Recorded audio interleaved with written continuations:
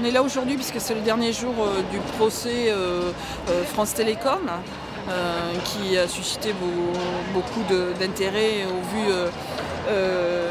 Il est voilà, particulier puisque c'est la première fois qu'une entreprise est poursuivie pour harcèlement moral organisé et donc aujourd'hui c'est la fin et on espère bien donc voir condamner l'entreprise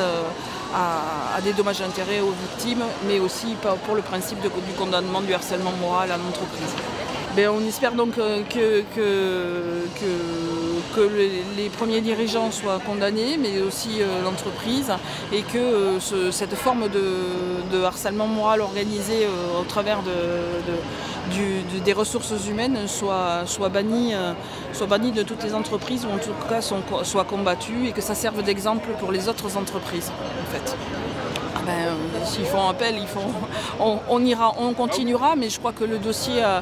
tout au long des 2 mois là, a quand même prouvé qu'il y avait eu beaucoup de charges émotionnelles et d'autant plus beaucoup de mépris de la part de la direction de France Télécom, qui est aujourd'hui Orange, ne l'oublions pas, et je ne pense pas que s'il y avait un appel, ce soit vraiment bénéfique pour leur image. Pas grand-chose, parce que lui, il n'a pas grand-chose à nous dire. Hein. Apparemment, il n'a aucun regret, il ne réalise même pas, ou il ne réalise pas, ou il s'en fiche de ce qu'il a pu faire subir à des familles qui aujourd'hui souffrent encore, parce qu'il y a ceux qui se sont suicidés, il y a ceux qui ont subi cette politique, mais il y a tous les collègues qui sont autour et qui aujourd'hui encore souffrent dans leur chair de ce qui a pu se passer et qui est très présent, puisque on ne devrait jamais souffrir de son travail ni jamais mourir pour son travail. Et ça, il n'est pas prêt de le reconnaître, et moi j'attends pas grand chose de lui, parce qu'on a bien vu que tout au long du procès,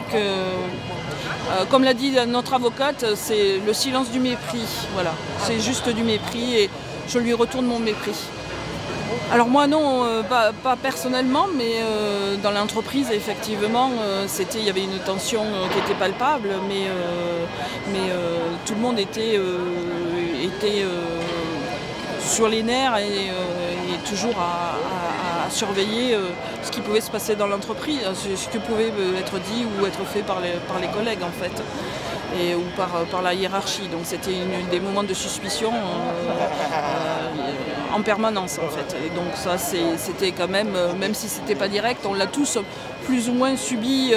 sans en être vraiment conscient, et aujourd'hui avec le procès ça ressort aussi parmi les collègues en fait. On a combattu ça, on l'a dénoncé très longtemps avant que ce soit même mis dans les médias. Il a fallu que ce soit pris par les médias pour qu'il y ait une prise en compte, mais ça faisait très longtemps qu'il y avait une souffrance dans l'entreprise, et aller travailler ou aller au travail et la peur au ventre, c'est juste pas possible.